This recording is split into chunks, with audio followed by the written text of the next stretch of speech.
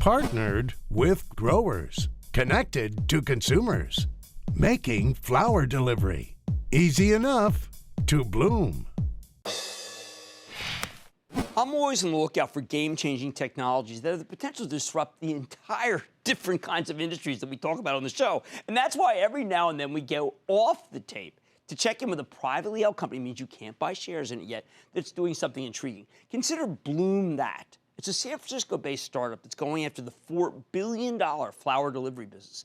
BloomThat is commonly referred to as the Uber for flowers, maybe an overused term, Uber for this or that, but it's their website or mobile app lets you send fresh bouquets nationwide. Same-day delivery in L.A., New York, and San Francisco. Now, this story is all about cutting out the middleman. In this case, it's the florist. BloomThat figured out that they could save themselves a fortune by going directly to the flower farms and then training the growers to wrap their bouquets and tie the ribbons.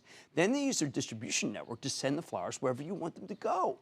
We know that the flower delivery stocks like 1-800-Flowers and FTD have been doing very well, up nearly 50% and 18% respectively for the last 18 months. But if I were them, I don't know, I'd be sweating out this new one.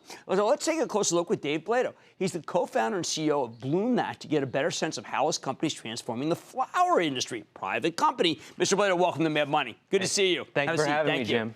All right, now I understand the history at the beginning, some rough patches, but you're already apparently doing pretty well. Not like one of these companies that's losing a fortune that hopes one day to come public, but a self-sustainable company. How are you able to do that? Because these are hard businesses to run. Hey, you know, it's really hard to figure things out on the fly. As a startup, you know, you're figuring out disruptive new channels for distribution, new channels to grab new customers, and it really was about breaking it down and making sure that the distribution that we have going, sending our flowers through, makes sense and we make money on each transaction, which is sort of a novel thing when it comes to startups. I love that because we know that not everybody's having, it's a tough time. Twilio came public, but Twilio's got a lot of things cooking. A lot of the other guys are in the queue. You don't need to be in the queue. Now, did you have to reach out to actual farmers to get this done?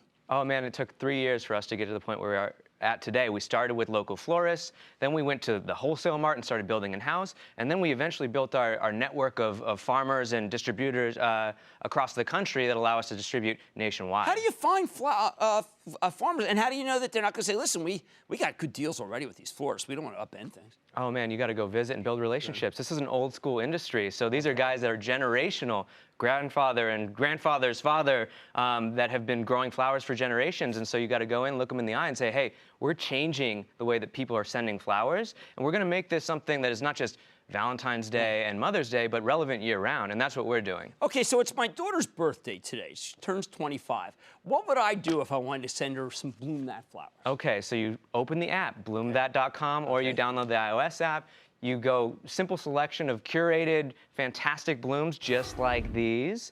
You would select where you're sending them, then sit back and relax because they're going to be on their way, if you're in Manhattan, within 90 minutes. Okay, I see. Unfortunately, if, you know, let's say a suburb of Jersey, so figure next day? Tomorrow. Tomorrow? Yes. Okay, and what's the latest I can do that? You can do that by 3 p.m. All right, now, my wife, who will be upset that I didn't send her flowers, loves rosé. I understand you have a rosé and flowers deal. Oh, man, so roses and rosé? Yeah. I mean, you can't go wrong. No, it is brilliant. I have to admit, it's brilliant. It's very cool. The package seems novel, right? Absolutely. And you got the farmers to agree to do this? Hey, it's about selling the dream, and it's really about, so, okay, they know that they spend, months growing these flowers. What they want is someone to present them in a way that presents them as tastefully as possible. And so we say, look, this gets people interested in the product that you're selling, and we're taking just as much care in what we sell as you do in growing it. And so they really resonate with that, and it's worked well for us. The pros, the 1-800, the FD, the one thing they know, they can handle this Valentine's Day, which I know you call V-Day. Are you able to handle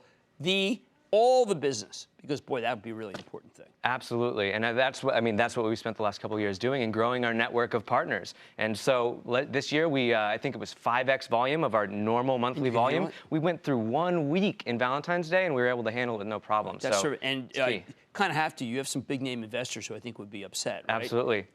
Cool Joe Montana. Right. Ashton Kutcher, Gary Vee. And these guys all use it. Absolutely. All right, I don't know. I like this. It's Dave Blato. He's the co-founder and CEO of BloomThat. Apologize for the day delay for my daughter's birthday, but it's birthday week. That's the way it is these days. Stick with Cramer. Hey, thank you. Booyah! Booyah! Jim Cramer here from Mad Money. Thanks for watching CNBC on YouTube. Click here to subscribe and get the jump on my exclusives with CEOs, plus market news, investing advice, and a whole lot more.